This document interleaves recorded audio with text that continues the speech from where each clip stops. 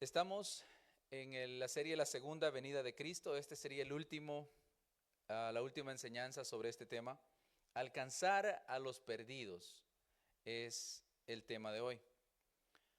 Ante la inminencia de la segunda venida de Cristo, se hace cada vez más necesario que más y más personas conozcan al Salvador. Recordemos que cuando el Señor venga, la puerta se cierra, la puerta de la gracia se cierra y ya no hay opción, ya no hay alternativa. Por eso, conforme vemos que la segunda venida de Cristo está más cerca, eso nos apremia, eso nos debe impulsar para llevar el mensaje lo más rápido posible a cuantas más personas podamos. Ciertamente no todos tenemos la bendición de poder movilizarnos a diferentes lugares del mundo, pero si nos ponemos a pensar, no necesitamos ir tan lejos para esparcir el mensaje de salvación. Podemos empezar en nuestras familias, podemos continuar con nuestros vecinos, en nuestros lugares de trabajo.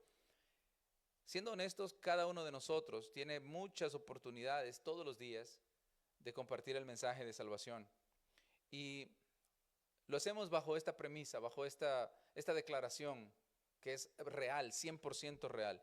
Dios ama a todos los seres humanos y no quiere que ninguno se pierda. Esa es una realidad, es una verdad bíblica, es una verdad material, la estamos viendo todos los días, vemos la misericordia de Dios obrando.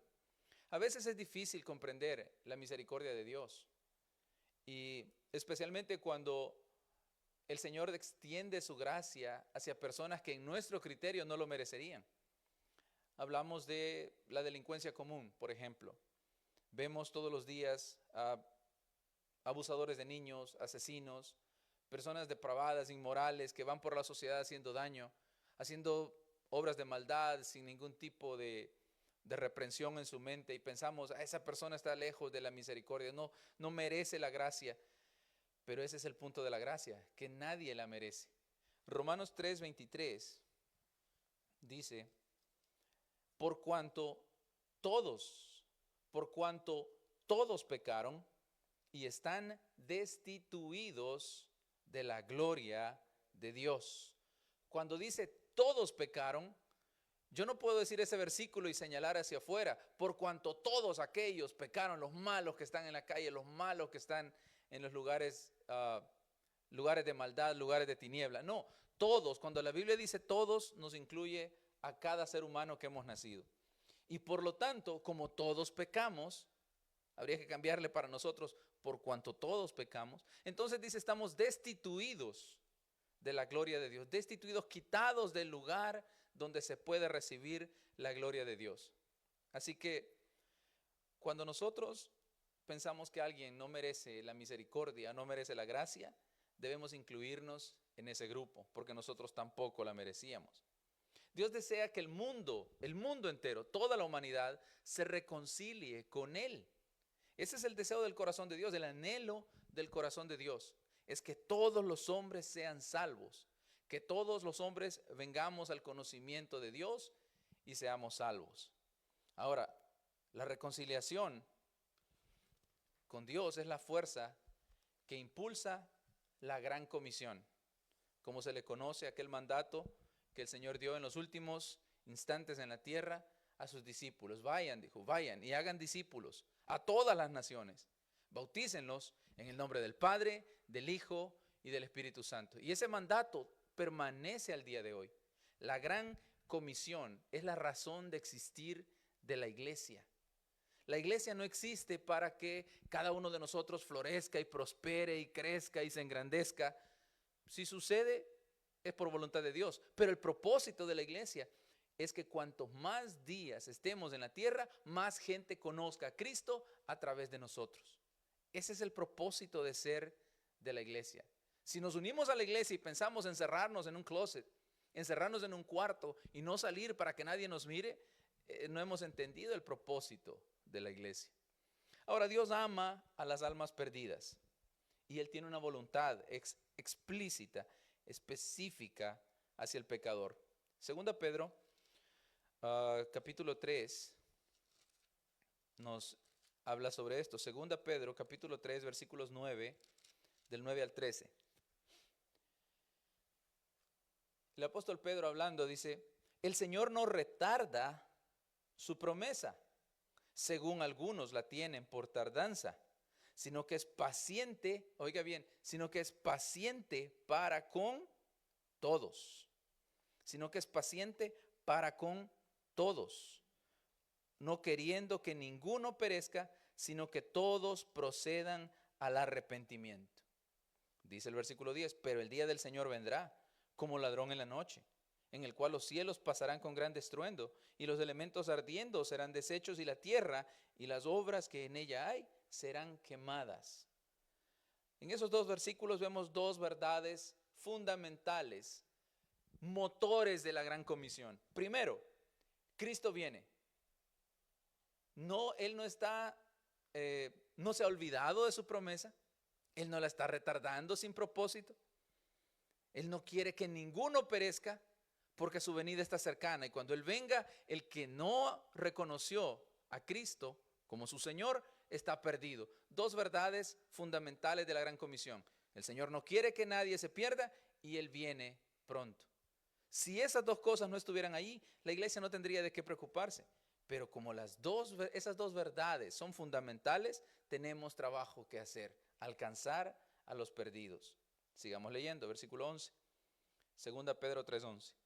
Puesto que todas estas cosas han de ser deshechas, ¿cómo no debéis vosotros andar en santa y piadosa manera de vivir, esperando y apresurándoos para la venida del día de Dios, en el cual los cielos encendiéndose serán deshechos y los elementos siendo quemados se fundirán?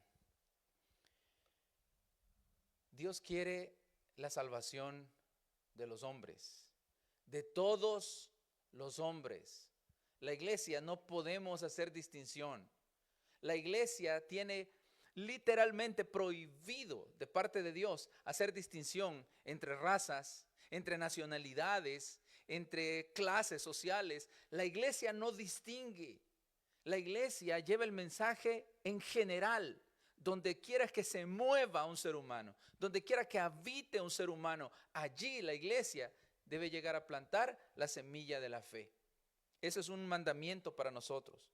Las escrituras declaran que el deseo de Dios es que todos los hombres le conozcan, que los hombres se aparten de sus malas obras, esas obras que producen decadencia, producen destrucción. Las malas obras, como usted y yo sabemos, todos los que antes caminamos sin Cristo y ahora estamos en Cristo, ahora podemos ver, nuestros ojos se abrieron a la realidad de que el pecado destruye al hombre. El pecado corrompe físicamente, emocionalmente y sobre todo espiritualmente.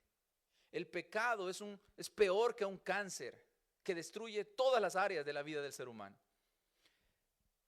Desgraciadamente, mientras estamos en el pecado, mientras estuvimos en el pecado, no lo mirábamos así. Y la gente que hoy está pecando no ven, son incapaces, porque el mismo pecado les ciega a la realidad de que les está destruyendo a ellos mismos. El pecado, repito, corrompe físicamente.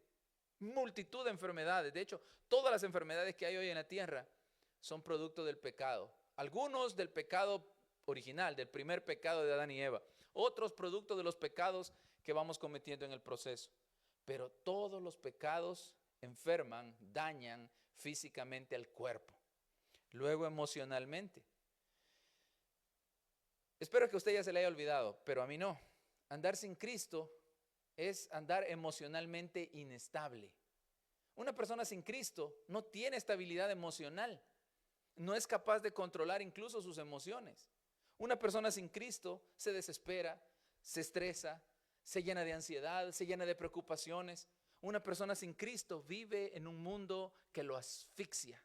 Sin Cristo el mundo es asfixiante, el mundo es sofocante. El mundo es peor que un horno. No se puede respirar bien, no se puede vivir bien. Todo, absolutamente todo se siente que presiona, que atrapa, que cautiva, encierra. Eso es lo que hace el pecado. Pero cuando venimos a Cristo, fuimos libres emocionalmente. Nuestras cargas pasaron a ser del Señor. Nuestras preocupaciones las encomendamos a Él.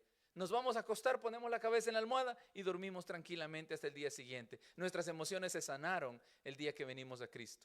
Y aunque físicamente no somos inmunes a las enfermedades, pero hay que reconocer que muchas de aquellas enfermedades que padecíamos sin Cristo dejaron de existir cuando venimos a Él, porque aún nuestras costumbres se volvieron más sanas.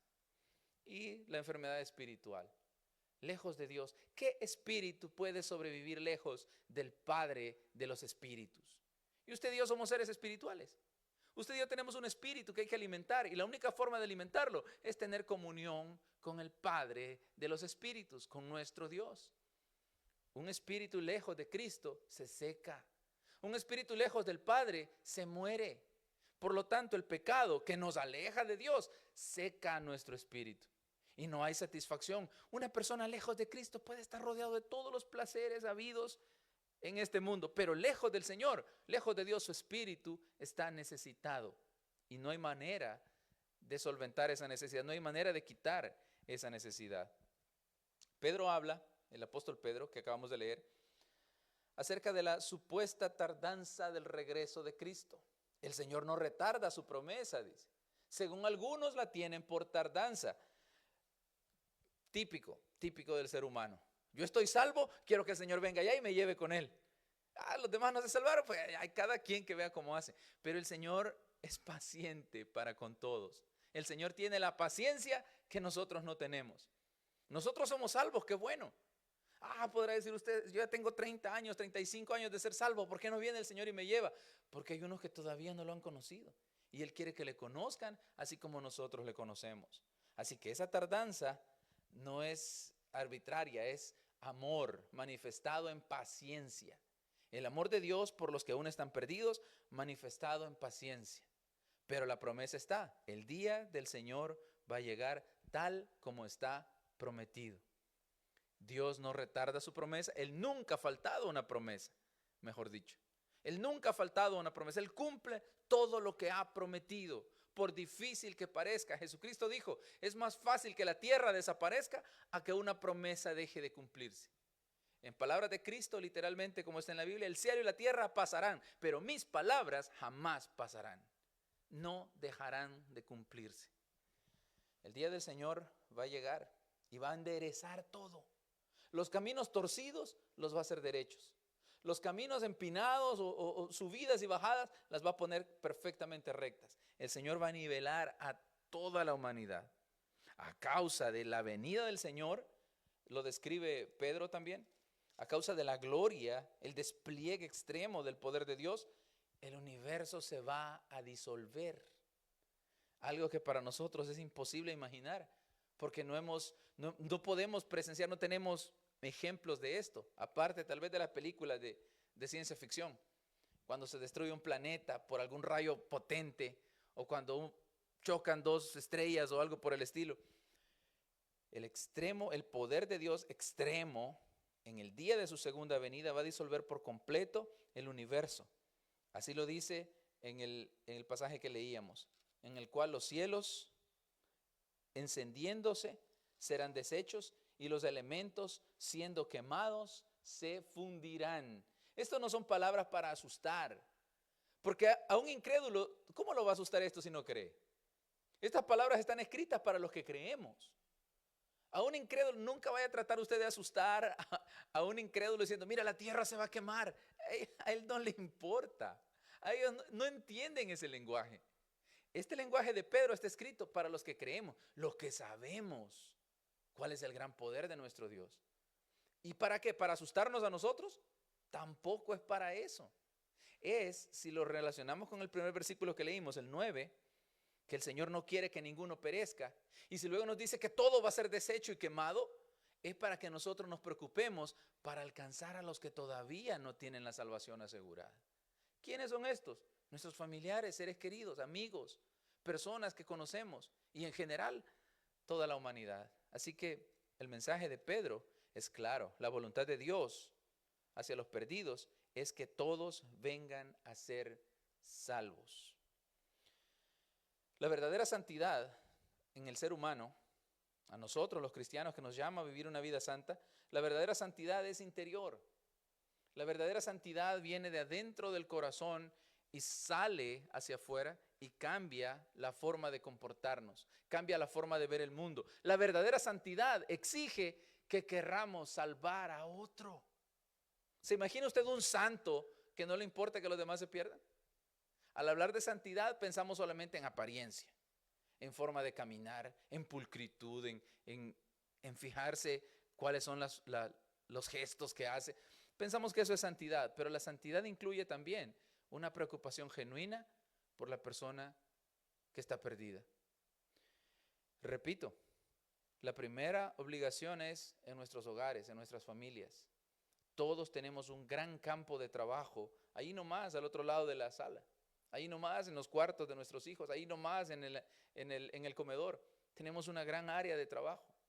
Así que la santidad, recuérdelo bien, incluye una preocupación genuina por el que está perdido. Un santo de Cristo que no se preocupa de la salvación de otro, como que la santidad no ha bajado a todo su ser todavía. Necesitamos vivir esa santidad y manifestarlo en una preocupación genuina por el mundo que se pierde.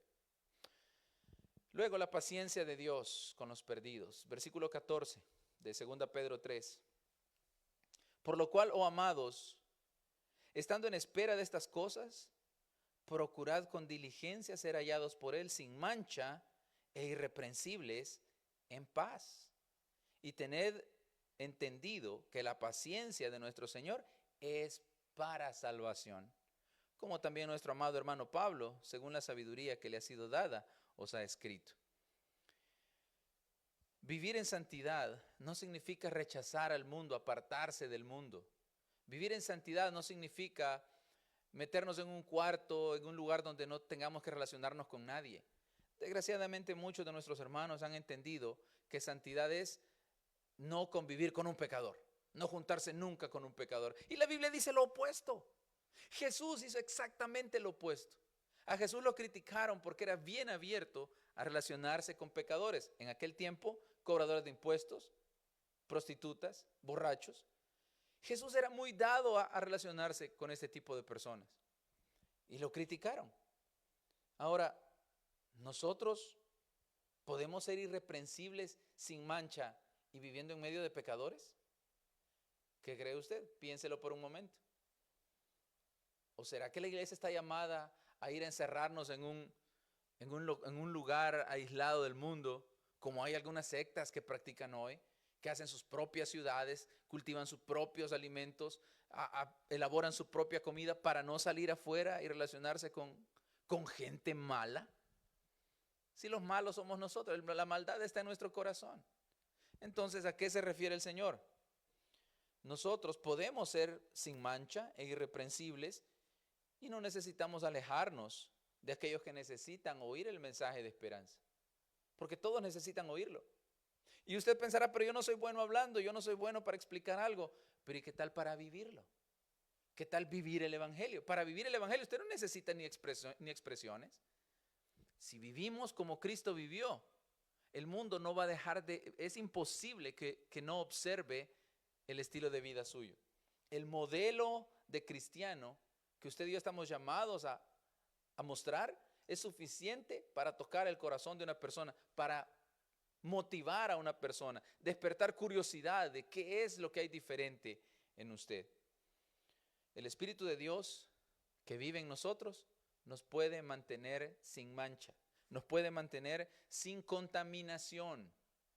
Cristo se mantuvo 100% santo, perfecta santidad en medio de pecadores. Comía con ellos, se reía con ellos, disfrutaba con ellos, pero Él no pecaba.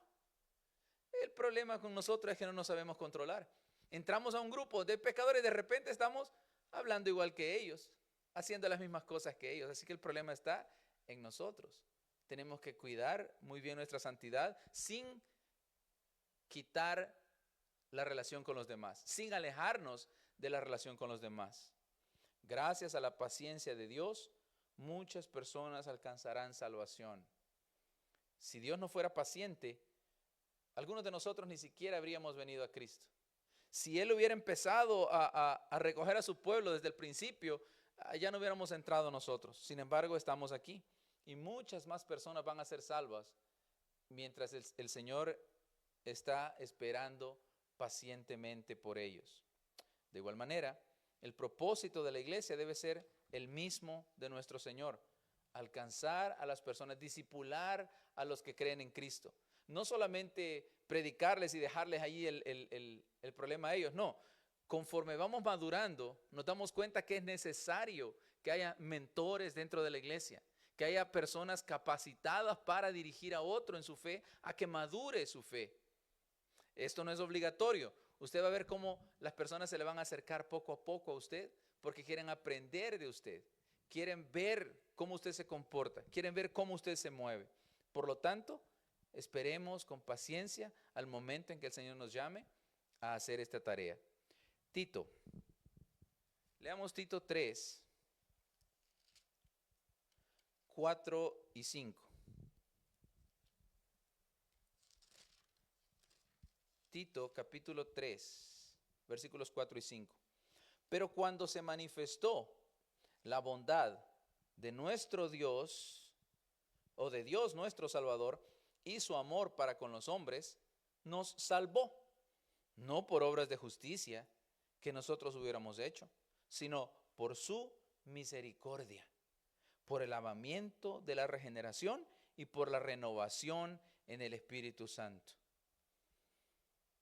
Tito nos enseña que la salvación se obtiene no ganándose el favor de Dios, como nosotros estamos acostumbrados. La humanidad nos ha enseñado que hay que ganarse las bendiciones, hay que ganarse la buena voluntad de otro. El favor de otro hay que ganarlo. Tenemos que hacer mérito para que los demás nos traten bien. Eso es lo que el mundo nos ha enseñado. Pero con Dios no. Usted no puede ganar el favor de Dios porque nadie lo merece. Ninguno de nosotros ha hecho ni hará jamás suficiente para ganarse su salvación o el favor de Dios, haciendo obras buenas. Esa es una falsa suposición. El Señor nos da su gracia inmerecida, su favor, su misericordia, algo que nosotros no merecemos. Esta creencia que mencioné al principio sugiere que una persona puede ser santa sin necesidad de la justicia divina, es decir, buscar su propia justicia, lograr su propia santidad. Cuando vivimos de esa manera, nos frustramos inmediatamente, porque podemos pasar todo un día, según nosotros, todo un día sin pecar, y de repente en un momento vino un pensamiento pecaminoso y se cayó todo lo que estábamos construyendo, para empezar al día siguiente de nuevo, a querer construir una base de santidad en nuestras propias fuerzas, para que de repente una palabra de nuestra boca, un gesto de nuestra mano, y se cayó de nuevo todo lo que habíamos hecho. Y ese proceso se va a repetir todos los días de nuestra vida a lo largo de toda nuestra existencia. Lo que construimos con una mano, lo derribamos con la otra. Lo que construimos con la boca, lo derribamos con los ojos. Lo que construimos con el oído, lo derribamos con los pies. Entonces siempre va a haber una manera, siempre habrá la forma de demostrarnos que no podemos ser justos por nosotros mismos. Esto nos viene de Dios. Como dice el versículo 5, nos salvó no por obras de justicia que nosotros hubiéramos hecho, sino por su misericordia. Necesitamos la obra del Espíritu Santo para que renueve nuestra alma y nos haga santos. Es el Espíritu de Dios el que santifica. Hermanos, nunca vaya a tomar crédito de la vida de santidad que usted está viviendo. Usted es santo no por usted. Usted es santo no por su propia fuerza. Usted es santo porque el Espíritu de Dios le santifica. Porque el Espíritu de Dios vive en usted y Él está trabajando para que usted se mantenga en santidad. ¿Por qué Dios salva a los pecadores? Es la pregunta que nos hacemos ahora que somos salvos. ¿Por qué el Señor sigue insistiendo en salvar gente que no merece? Las personas son salvas porque Dios es bueno, porque Él es misericordioso, porque Él pagó un precio para hacerlos salvos. Mire, la cruz era el lugar de arrepentirse. La cruz era el lugar donde el Señor pudo haber dado un paso atrás y decir, ya no voy a pagar por esta gente, son muy malos. Pero Él no se detuvo ante el martirio. Él pagó en la cruz, entregó su vida, fue al sepulcro y se levantó del sepulcro victorioso. Ahora, mire, se abre la puerta para que toda persona, usted no tiene que distinguir entre nadie. La puerta está abierta y nuestro trabajo es mostrársela a cada persona que podamos para que vengan a ser salvos y alcancen o reciban la misma bondad que nosotros recibimos. Versículo 6 de Tito 3. El cual derramó en nosotros abundantemente por Jesucristo nuestro Salvador. Habla de la misericordia. Para que justificados por su gracia viniésemos a ser herederos conforme a la esperanza de la vida eterna. ¿Qué significa el término lavamiento?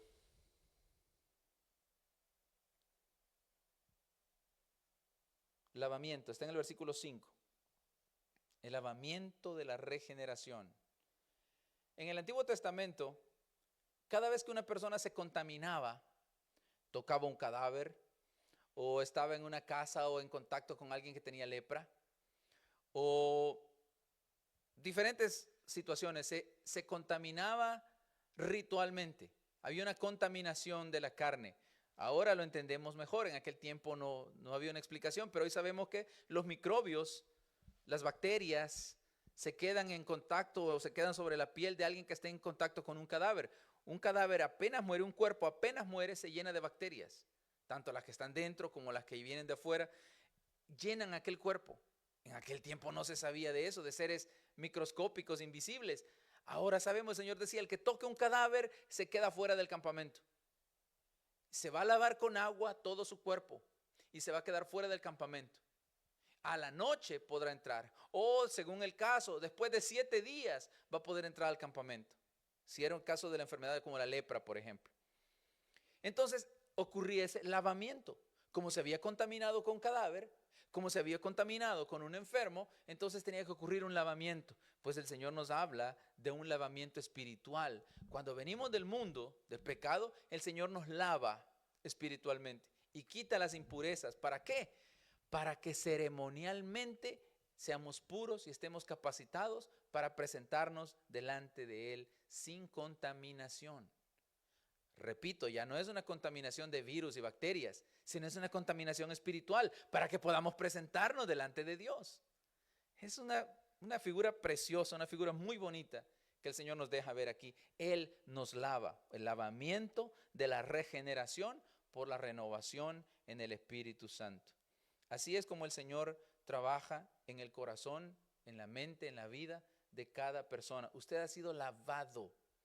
Todo cristiano está lavado. ¿Cuál es la recomendación?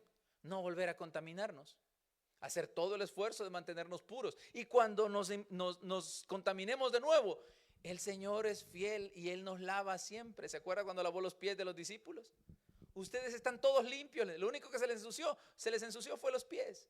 Así que el Señor vino y lavó los pies de sus discípulos. En una clara manifestación de su gracia, que todos los días está quitando las impurezas que por nuestra naturaleza pecaminosa todavía se adhieren, se pegan a nuestro cuerpo. Así que tenemos mucho por qué darle gracias a Dios. No solo nos lavó, nos mantiene lavados. No solo nos limpió, nos mantiene limpios. Usted no se mantiene limpio, yo no. El esfuerzo que nosotros hacemos es mínimo en comparación con la capacidad de Dios de mantener a su pueblo en limpieza espiritual.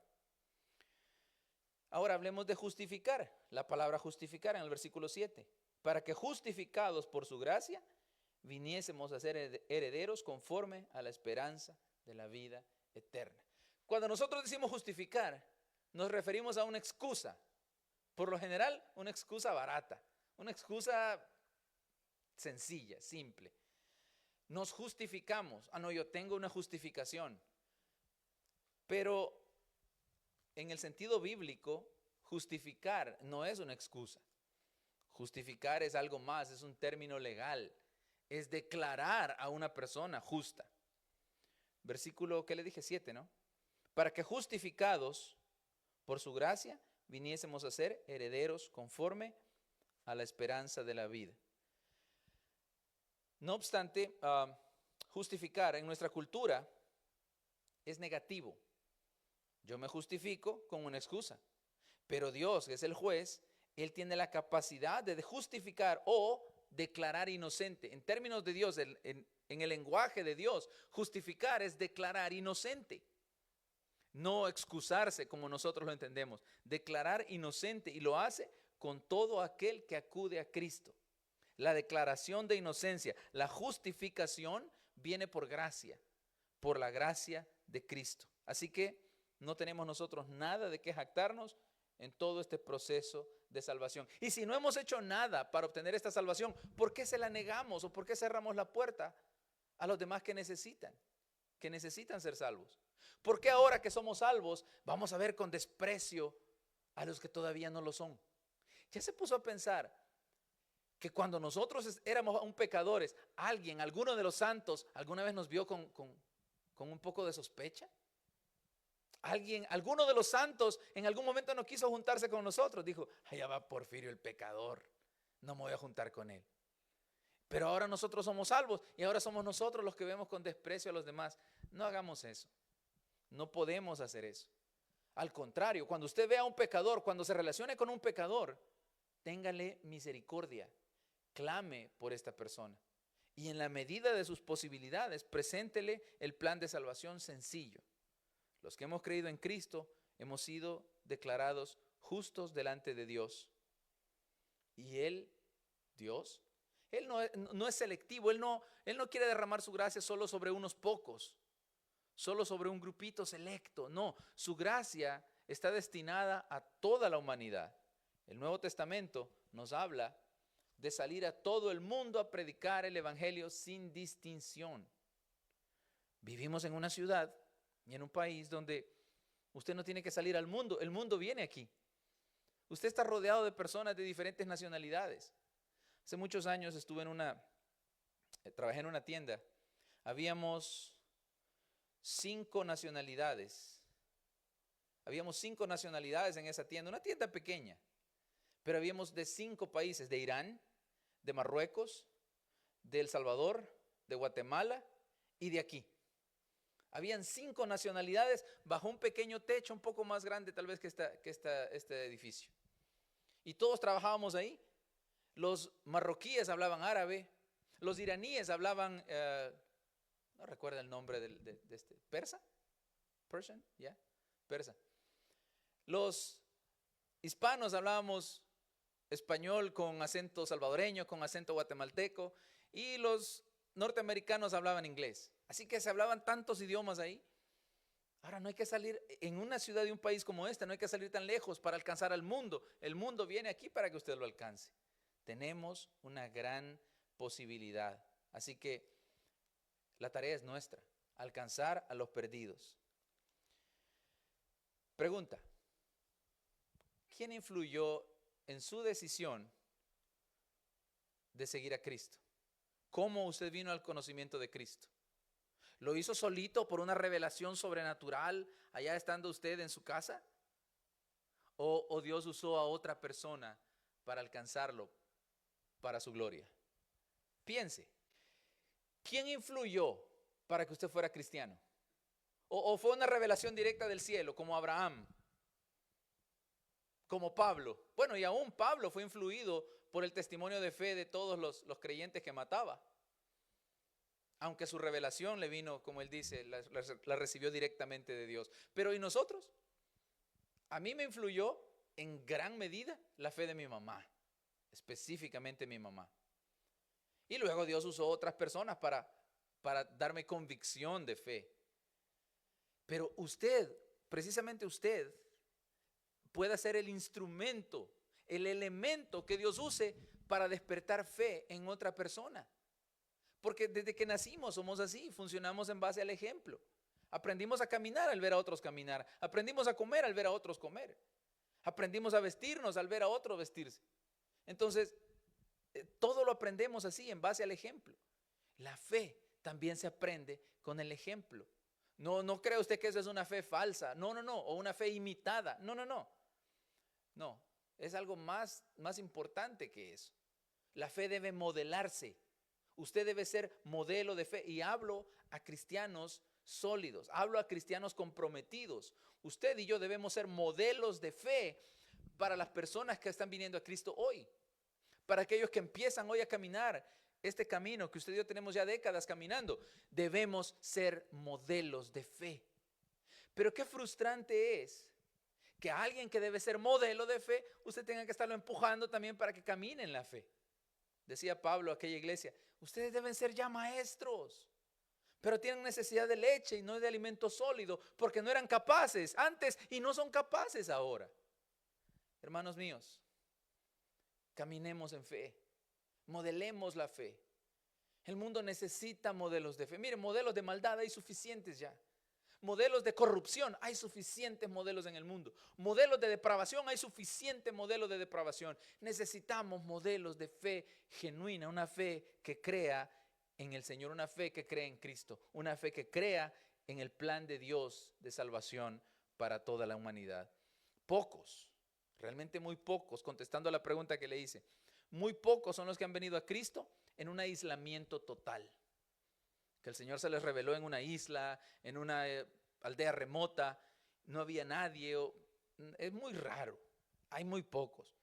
Cada uno de nosotros fue influenciado por alguien y cada uno de nosotros tiene un papel esencial que cumplir o que desempeñar en la labor de alcanzar a otra persona. Créalo, créalo, es en serio.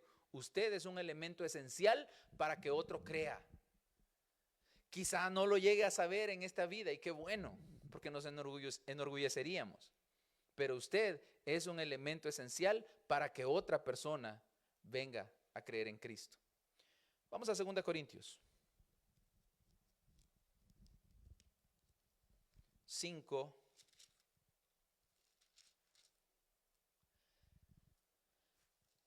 El idioma de los iraníes es Farsi. Farsi. Ese es el idioma. 2 Corintios 5, 10. Leemos 10 y 11. Porque es necesario que todos nosotros comparezcamos ante el tribunal de Cristo, para que cada uno reciba según lo que haya hecho mientras estaba en el cuerpo, sea bueno o sea malo. Versículo 11. Conociendo pues el temor del Señor, persuadimos a los hombres, pero a Dios le es manifiesto lo que somos, y espero que también lo sea a vuestras conciencias. En su tribunal, el tribunal de Cristo, Él va a recompensar a sus seguidores según la forma en que cada uno haya manifestado su gracia. En otras ocasiones, bajo otro tema, cuando hemos tocado este versículo, hablamos de la recompensa por nuestras obras. Ok, sí, es cierto. Pero nuestras obras no son más que un reflejo de la gracia de Dios. Nuestras obras no son más que una manifestación externa de la gracia de Dios. Entonces el Señor va a recompensar en base a cuánto lo hemos representado, cuánto de su gracia y amor hemos manifestado al mundo. Así que, hermano, no hay forma de obtener galardones, de recibir galardones, si no manifestamos la gracia de Dios a los demás. Versículo, ¿qué le dije? 10. Porque es necesario que todos comparezcamos ante el tribunal de Cristo, para que cada uno reciba según lo que ha hecho mientras estaba en el cuerpo. Allí es donde el Señor va a recompensar. Un santo temor de Dios y un deseo sincero de hacer lo que es aceptable a Él nos va a ayudar a realizar las obras de bien que van a ser recompensadas. No es que usted y yo vamos a hacer lo que nos dé la gana, vamos a ser motivados por el Señor. Las obras de bien, hermano, no surgen de nuestro corazón. Decimos esto con plena certeza. Digo esto con plena certeza. Cuando algo bueno nos surge hacer en el corazón, no viene de nosotros. Es el Señor el que lo puso. Le decía hace unos días, cuando sienta hacer una obra de bondad, no la detenga, hágala. Porque es el Señor el que lo está motivando a hacerlo. Es su nombre el que va a recibir gloria. Si usted y yo nos privamos, nos cerramos nuestro corazón, porque tenemos esa capacidad por el albedrío que Dios nos ha dado. A la hora de surgir un deseo de hacer una obra de bondad, cerramos el corazón y retrocedemos, lo que vamos a lograr es que nuestra conciencia se cauteriza Y la próxima vez ya no vamos a sentir el impulso, ya no vamos a escuchar la voz de Dios. Es el impulso de Dios, es la voz de Dios la que nos lleva a hacer obras de bondad. Y después vamos a ser recompensados por ellas. ¿Qué le parece? O sea, Él produce el deseo de hacer la bondad. Él nos da la fuerza de hacer la bondad y después hasta nos va a recompensar por haberla hecho. No hay forma de quedarse sin reconocimiento en este camino. El Señor es bueno. El Señor es bueno. Y todo lo que Él hace en nosotros tiene como propósito bendecir a los demás. Es contra la palabra de Dios que Dios bendiga a alguien para que sea egoísta. O que Dios me dé para yo atesorarlo solo para mí. Y que yo me encierre en mí mismo y disfrute yo mismo de todo lo que Dios me ha dado. Eso es contrario a la palabra, contrario a la voluntad de Dios. Dios nunca bendice para que sea solo exclusivo, de exclusivo dominio del individuo que lo posee. No, Dios bendice para que la generosidad abunde en nuestros corazones. Pero, cosa preciosa, cuando su generosidad abunda más la bendición de Dios para que tenga más para bendecir a más personas. Y eso usted puede traducirlo en la manera que usted quiera. Hablamos de cosas materiales o hablamos de el amor del corazón. Hablamos de las obras de bondad que usted puede hacer. Cuanto más usted da, más el Señor lo llena. Cuanto más bondadoso usted sea, más bondad derrama el Señor sobre usted. Cuanto más generoso usted sea en ayudar, más recursos le va a dar el Señor para que continúe ayudando. Esa es una ley espiritual. El Señor bendice en la medida en que usted esparce, disemina, riega la bendición a otras personas. Probablemente solamente sea el conocimiento de Dios, que de hecho es muchísimo. Si Dios le da a usted conocimiento de su palabra, interpretación de su palabra, si Dios trae sobre usted convencimiento, ideas preciosas que emanan de su palabra, transmítalas. Para eso Dios se las da, para que las transmita. Y una vez que usted vacíe todo lo que Dios le ha dado, el Espíritu viene con nueva revelación. Hablo a los predicadores, hablo a los que predicamos la palabra. Cuando el Señor te revela algo precioso de su palabra, no es para que tú digas, oh no, yo ya entiendo la palabra a un nivel superior. No, transmítelo, dalo a conocer. Y una vez que lo hagas, usted se va a sentir como, quedé vacío, ya no tengo nada en mi mente. Pero entonces viene el Señor y derrama nueva revelación, derrama nueva interpretación. Y una vez más, para que lo esparza. Así es como el Señor bendice a través de nosotros.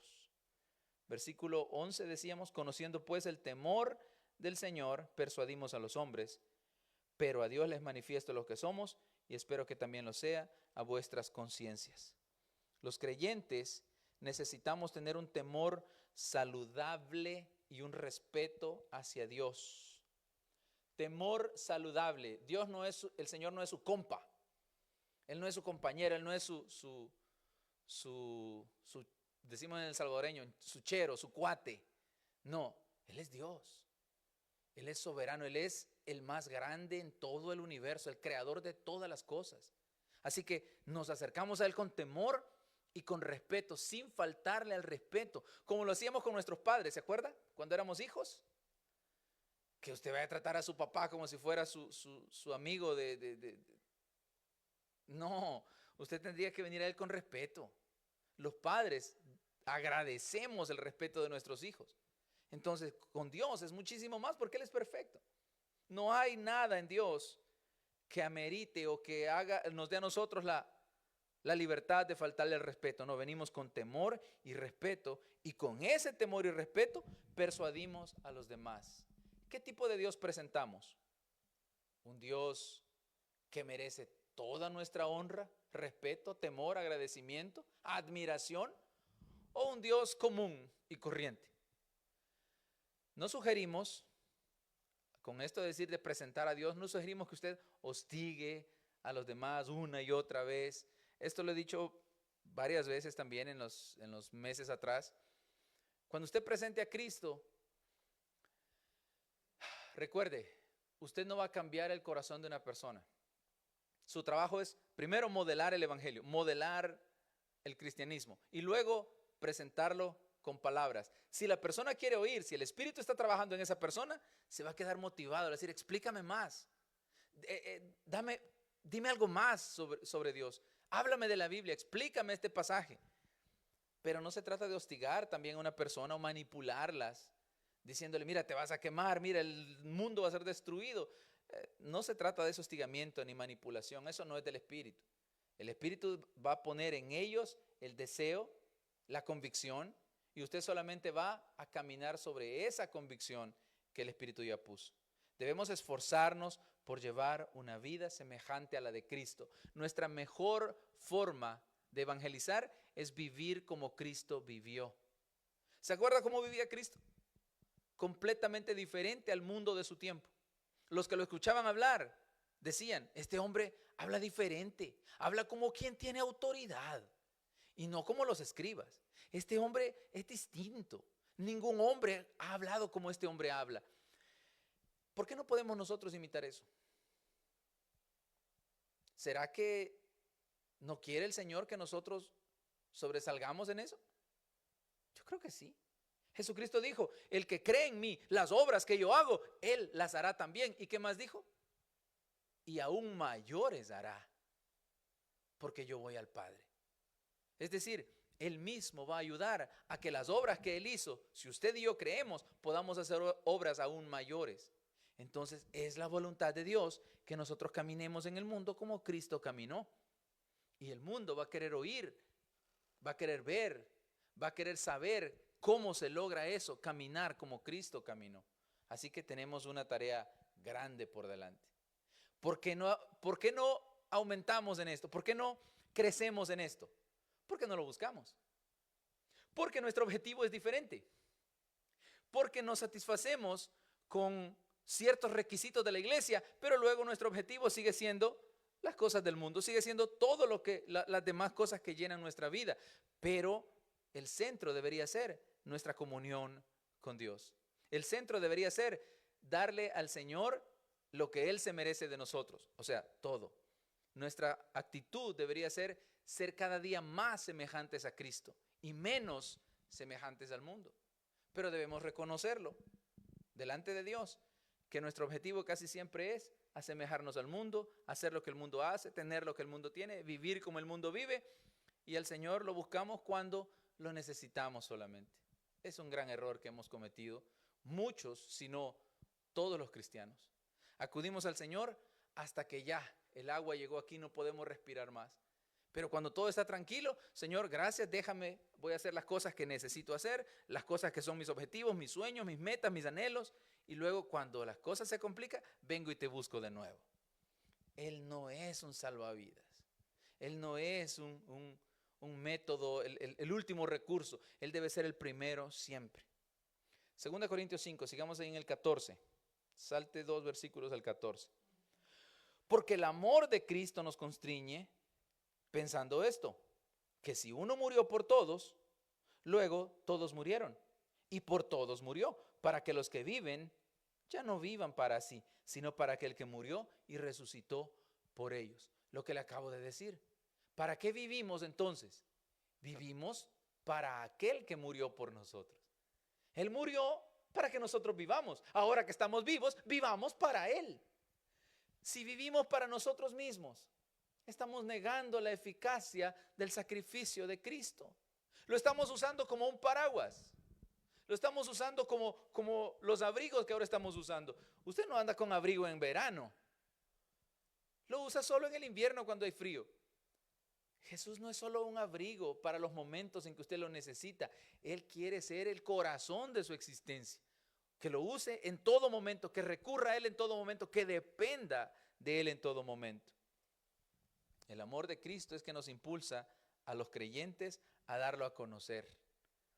Su vida, hermano, nuestra vida, mi vida, es un testimonio de Cristo. Mi vida, la forma como camino, la forma como usted camina en el mundo, es un testimonio de Cristo. La gente va a saber qué grande es el Dios que usted tiene para usted o qué pequeño es para usted de acuerdo a la manera como nosotros nos comportamos. Si ese amor de Cristo, si entendemos su amor, si entendemos su misericordia, si entendemos el sacrificio de la cruz, vamos a vivir de acuerdo a lo que el Señor espera de nosotros. Y el mundo no va a dejar de verlo. Va a ser imposible que no vea la figura de Cristo en nosotros, el ejemplo, la sombra, el movimiento del Espíritu de Cristo en nosotros.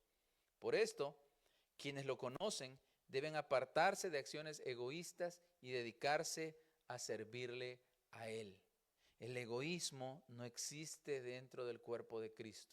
Esto es mío y es solo para mí. Yo soy salvo y que todos los demás se pierdan. Yo entiendo esto, que todos los demás lo ignoren.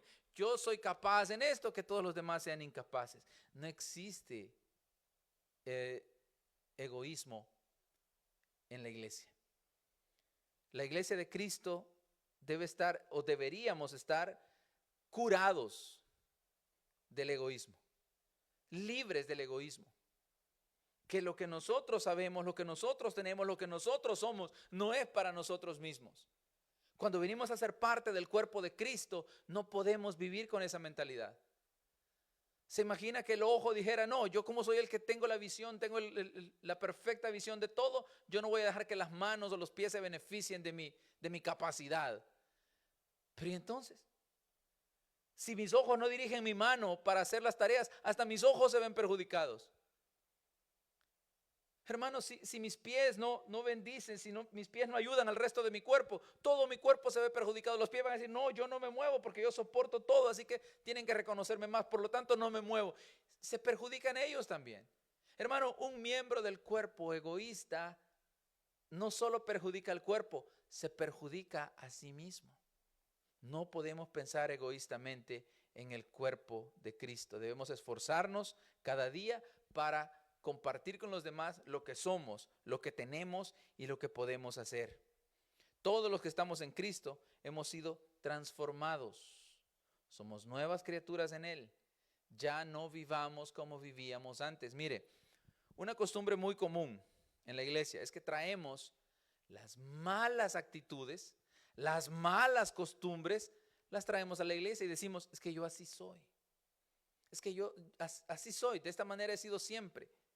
Hermano, no es así. Probablemente hayamos sido de esa forma, pero no tenemos que seguir siendo iguales. ¿A qué me refiero? El egoísmo, esa apatía por las relaciones personales. Hay personas en la iglesia que les cuesta relacionarse con otros porque en el mundo tuvieron una mala experiencia. Se relacionaron con personas que se aprovecharon de ellos y los abusaron, los estafaron, los engañaron. Entonces vienen a la iglesia y una vez más se encierran en sí mismos. Pero la iglesia no es para eso. La iglesia es para que compartamos el mensaje de salvación. ¿Cómo lo vamos a compartir? Dedicándonos solo a nosotros mismos, encerrándonos en nuestro propio mundo. No podemos.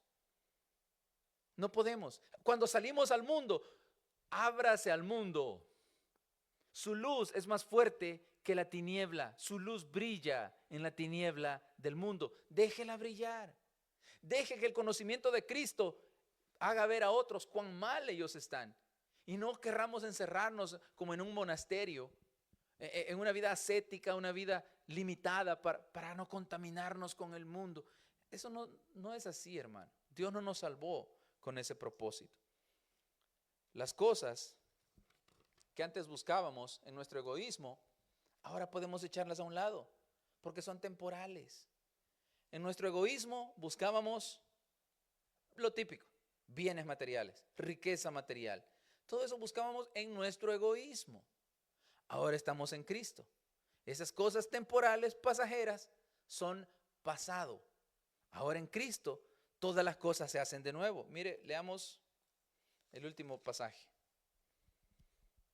2 Corintios del 14, 5:14 hasta el 21. Porque el amor de Cristo nos constriñe pensando esto, que si uno murió por todos, luego todos murieron. Y por todos murió, para que los que viven ya no vivan para sí, sino para aquel que murió y resucitó por ellos. De manera que nosotros, de aquí en adelante, estoy en el 16, a nadie conocemos según la carne, y aun si a Cristo conocimos según la carne, ya no le conocemos así. De modo que, si alguno está en Cristo, ¿qué? nueva criatura es. Las cosas viejas pasaron, he aquí, todas son hechas nuevas. Y todo esto proviene de Dios, quien nos reconcilió consigo mismo por Cristo y nos dio el ministerio de la reconciliación, que Dios estaba en Cristo reconciliando consigo al mundo, no tomándoles en cuenta a los hombres sus pecados. Y nos encargó, oiga, nos encargó a nosotros la palabra de la reconciliación. Así que somos embajadores en nombre de Cristo, como si Dios rogase por medio de nosotros. Os rogamos en nombre de Cristo, reconciliaos con Dios. Así, al que no conoció pecado, por nosotros lo hizo pecado, para que nosotros fuésemos hechos justicia de Dios en él. Una vez más, ya no vivimos en la época del egoísmo. Esas son las cosas viejas que han pasado. Ahora todas son hechas nuevas. Y en medio de esas cosas nuevas, Pablo habla de la reconciliación. ¿Y qué significa la palabra reconciliar? Reconciliar significa restaurar la amistad, restaurar la relación, restaurar la armonía, restaurar la comunión, restaurar la relación rota entre dos personas. Antes había enemistad, disgusto, hostilidad, separación. Eso es lo que hizo el pecado. Nos alejó de Dios a un punto que era imposible volver por nuestros propios medios. El camino de regreso a Dios era imposible encontrarlo por nosotros mismos. El Señor vino, Cristo, con su muerte abrió de nuevo el camino y lo puso delante de nosotros. Un camino recto, un camino visible, un camino capaz de ser visto por todos los seres humanos para que caminemos por ese camino y seamos reconciliados. Cuando Dios nos reconcilia, nos da un ministerio. El ministerio de la reconciliación. El reconciliado ahora busca reconciliar a otros. ¿Y qué pasa si un reconciliado no reconcilia? No ayuda a otro. ¿Será que realmente está reconciliado? ¿Cómo puede alguien que sabe dónde está el camino negarle la ruta a otra persona? ¿Cómo puede alguien que ya vio dónde está la bendición negarse a que otro también reciba la misma bendición? Mire, eso sucede en el mundo. Alguien encuentra un tesoro y lo esconde para que nadie más sepa dónde está.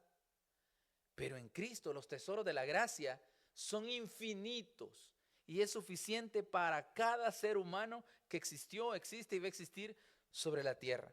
Por lo tanto, el reconciliado reconcilia a otros, sirve de vehículo para que otros conozcan al Salvador y se reconcilien con Él. Mire, aquí no es como en la parábola del hijo pródigo, que el hermano mayor estaba celoso del menor y aquella situación entre hermanos. No, en Cristo no podemos tener celos de nadie. ¿Sabe? Se lo digo sinceramente, ¿sabe cuál es una de las satisfacciones más grandes del ministro? Y me señalo como ministro. ¿Sabe cuál es una de las satisfacciones más grandes del ministro? Es que las personas que han ministrado crezcan en su relación con Dios y un día lleguen a ser ministros ellos mismos. Si es posible, más grandes que el ministro que los instruyó al principio. Esa es una satisfacción preciosa. Porque la gracia del Señor es infinita. Y si a mi hermano, a mi hermana, Dios le da gracia y aparentemente más gracia que yo, o la aprovecha mejor que yo me voy a sentir satisfecho. Porque mis hermanos están tomando de la misma gracia y hasta más, con más capacidad, porque Dios ha sido misericordioso con ellos. El reconciliado reconcilia a otros. Ese es el ministerio de la reconciliación. Ayudar a otros a que vengan a estar en armonía con Dios. Piense por un momento. ¿A cuántas personas ha ayudado usted directamente? No indirectamente, porque indirectamente usted no sabe. Ninguno de nosotros sabe hasta dónde llega nuestra influencia espiritual.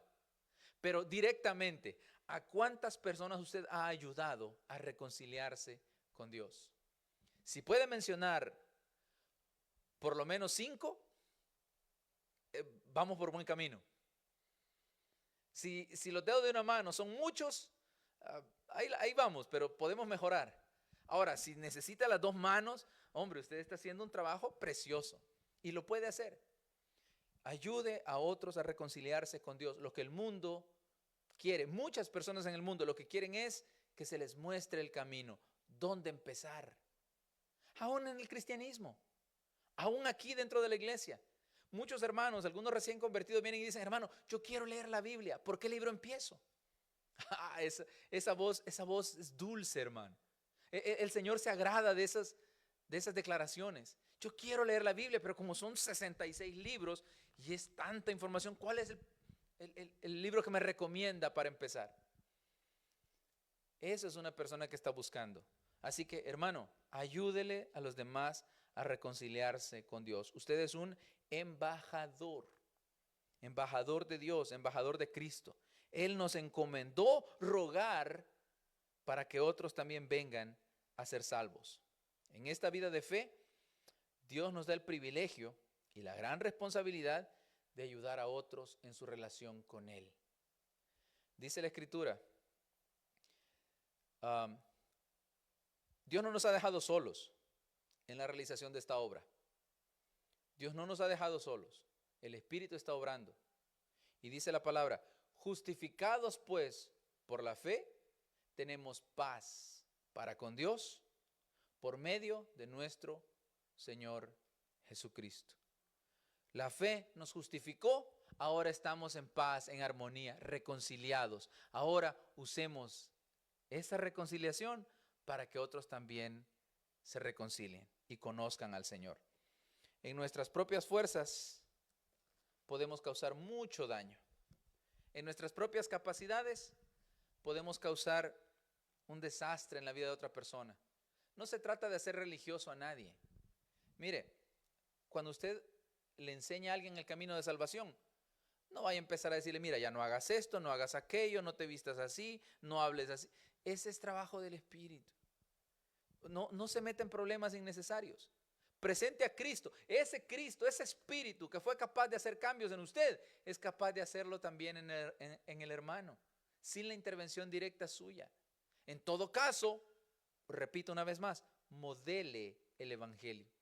Ese modelaje del Evangelio que usted va a realizar va a ser suficiente para impulsar en otro el deseo de cambios también. Pero el cambio principal sucede en el corazón. Los cambios de afuera son estéticos, son accesorios. Aquí, en el corazón del individuo, es donde debe producirse el cambio principal. Si este cambio no sucede, el cambio externo solo es vanidad. Vanidad. Pero cuando el cambio viene de adentro del corazón, los cambios externos que sucedan, aunque sean mínimos, usted sabe que son legítimos, son veraces, son eficaces, porque el Señor está obrando en el corazón de aquella persona. A los que están aquí adentro del santuario, hermanos, gracias. Gracias por haber venido, vencieron el frío. Pónganse de pie, vamos a hacer una oración junto con nuestros hermanos que están en sus hogares, confiando que el Señor tiene cuidado de todo. La situación en el país, en este país, está cada día más crítico. El odio se está desbordando de una manera hasta, podríamos decirlo así, ofensiva. No se ve por dónde se pueda contener ese odio.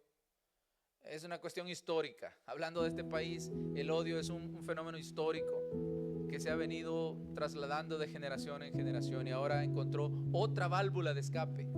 El odio siempre está ahí, siempre está en todo ser humano, pero de repente se abren ciertas válvulas que dejan salir en cantidades grandes y es lo que estamos viendo en este país. Vamos a pedir dejemos que el Espíritu Santo hable a su corazón y lo guíe en oración. En lo personal, yo voy a pedir por la paz en estas ciudades donde está en este momento el odio desbocado, la persecución de diferentes formas, por diferentes razones. Ya no es solamente el odio racial, es un odio generalizado. Es un odio generalizado. Las personas están muriendo, las personas se están viendo amenazadas. Aquí y en otros países, mire, esto es mundial. No vamos a ir a un lugar de la tierra donde no haya amenaza, donde no haya odio, porque en todo lugar hay pecado. Hasta que Cristo venga, hasta que el Señor venga, que será muy pronto, Él va a establecer una paz mundial. Mientras eso llega, clamemos. Clamemos por aquellas personas que están atravesando la parte más difícil en este momento. Que aún en medio de la tormenta, el Señor les dé tranquilidad, protección y paz en medio de la tempestad para poder pasar al otro lado. Oramos, usted sabe perfectamente cuál es la necesidad.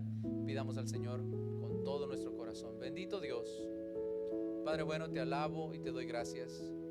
Y reconozco, Señor, que tu presencia en nosotros, tu Espíritu Santo en nosotros nos mueve a obrar de acuerdo con tu voluntad. Señor, no viene de nosotros.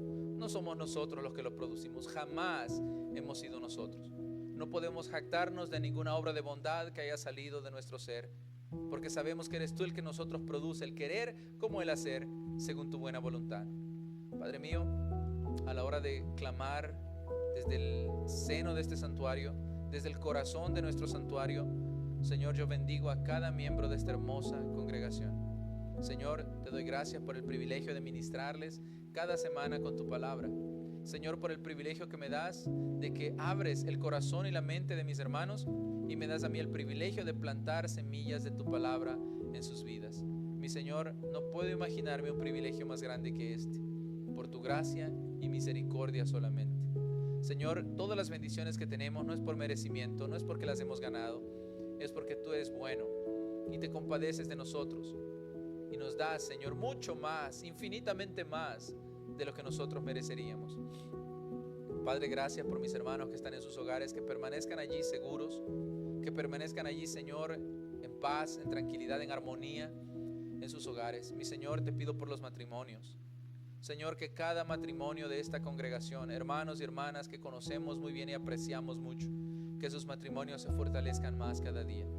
Señor, como autoridades que somos en nuestros hogares, los varones nos has dado una carga especial por nuestro hogar. Nuestros hijos van a replicar nuestra conducta, van a imitar nuestra conducta. Señor, ayúdanos a nosotros los padres, los hombres, los varones, a caminar lo más rectamente posible de acuerdo a tu palabra, para que nuestro hogar se mueva al ritmo de nuestro caminar, para que podamos guiar a nuestra esposa de la mano al lado nuestro, para que nuestros hijos que vienen detrás caminen sobre nuestras pisadas. Señor, que si uno de nuestros hijos se descarría y se va por un camino que nosotros no le hemos trazado, que no quede en nosotros la culpa, la carga, la responsabilidad de no haberlo hecho bien. Que podamos, Señor, con toda franqueza, con toda confianza, venir delante de ti a clamar por un hijo o hija que se descarríe. Señor, pero qué triste sería para nosotros como padres ver a un hijo perderse porque simplemente está caminando por el camino de perdición que nosotros le mostramos.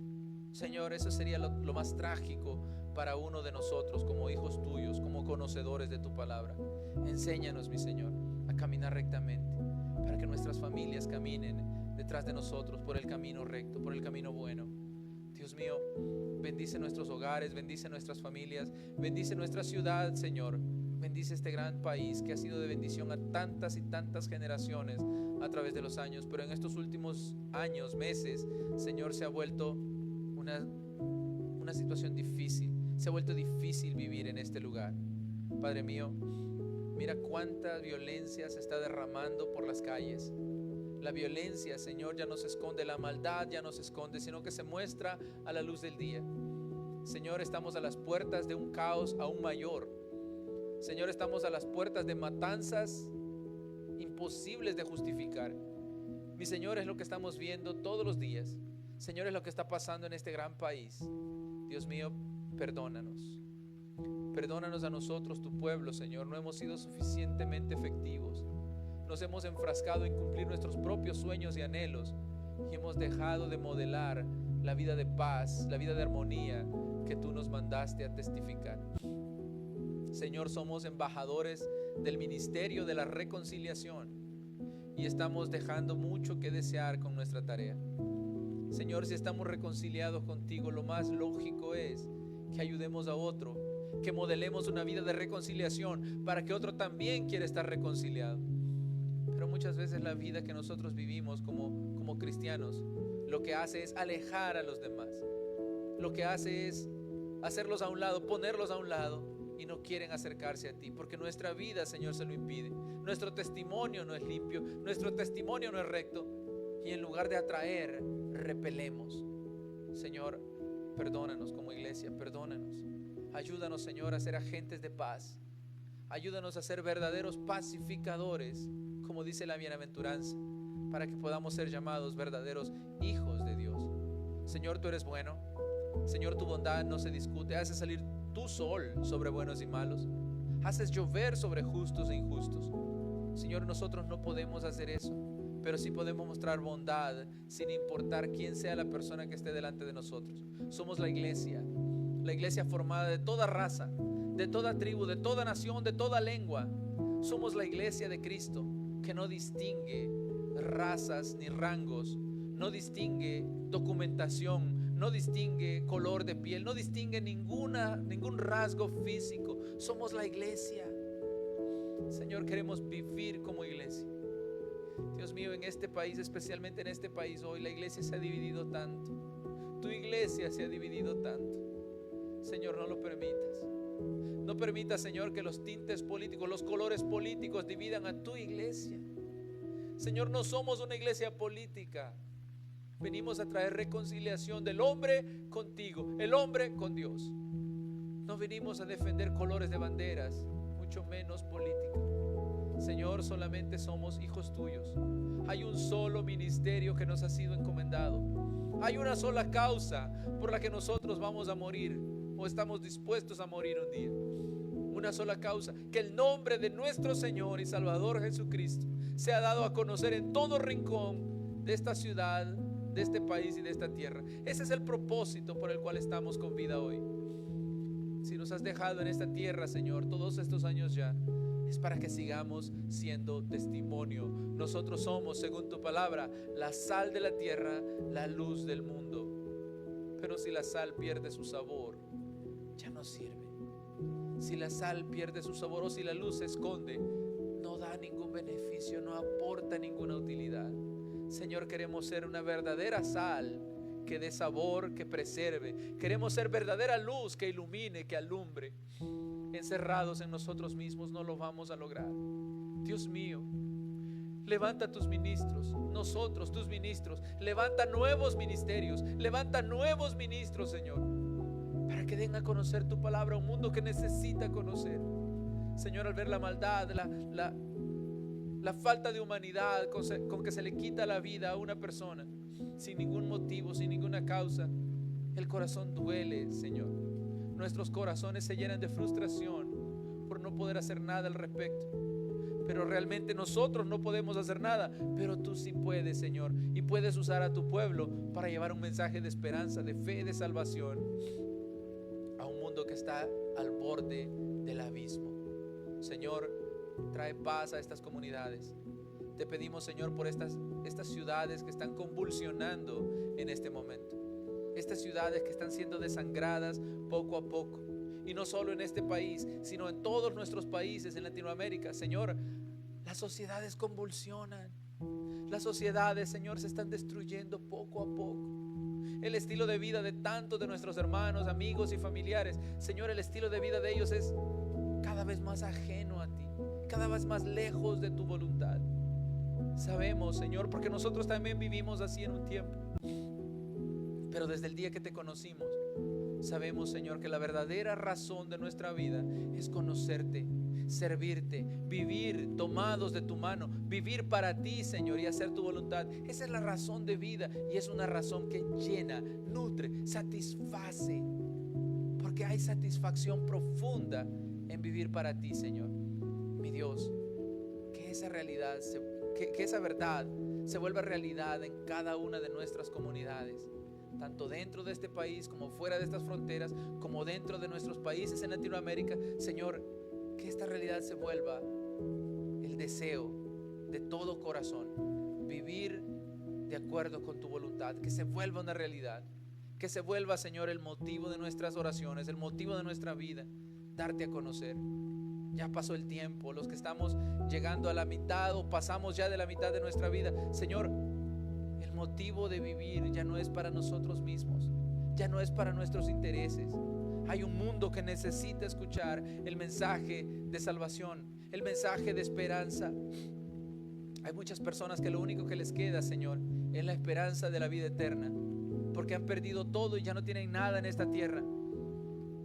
Ayúdanos a no tener que llegar a ese punto para darnos cuenta que la vida eterna es lo único importante, para darnos cuenta que la eternidad es aquello que realmente debemos valorar.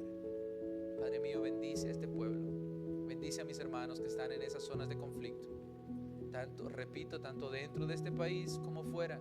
Señor, esos hermanos y hermanas que están en las líneas de batalla, presentando defensa, Señor, contra injusticias, presentando batallas, Señor, contra calamidades, luchando contra desastres naturales o aún contra tragedias personales. Señor, glorifícate en medio del dolor, glorifícate en medio de la angustia y trae paz, Señor, esa paz que sobrepasa todo entendimiento. Reconcílianos a todos, Señor. Reconcílianos a aquellas personas que aún no te conocen, que puedan venir a esta armonía contigo que nosotros ahora disfrutamos todos los días, no solo en el santuario, sino cada día de nuestra vida. Gracias, mi Señor. Bendigo una vez más a mis hermanos presentes esta mañana dentro del santuario, a mis hermanos en sus hogares. Bendícelos mucho, prospérales este día, bendícelos en gran manera. Que todas las cosas que sucedan alrededor de tu pueblo sean de bendición y obren para su bendición. Sé que será así porque así está escrito, que a los que te aman todas las cosas les ayudan a bien. Gracias, mi Señor. Despido en paz esta reunión con mis hermanos presentes. En paz, Señor, déjanos vivir en paz este día a todos los hermanos, amigos y miembros de esta congregación, y a todos nuestros hermanos en la ciudad que conocemos en las diferentes congregaciones. Les amamos con amor entrañable, deseamos siempre lo mejor para cada uno de ellos. Que estén bien, Señor, y que puedan pasar una temporada de dicha, de paz, de gozo con sus familias mientras estamos allí, Señor, resguardados del frío. Gracias, poderoso Dios, en el nombre de Cristo Jesús te lo pedimos todo, mi Señor. Amén, amén y amén. Que Dios les bendiga, hermanos. Muchas gracias. Que Dios les bendiga, mis hermanos en sus hogares. Bendiciones.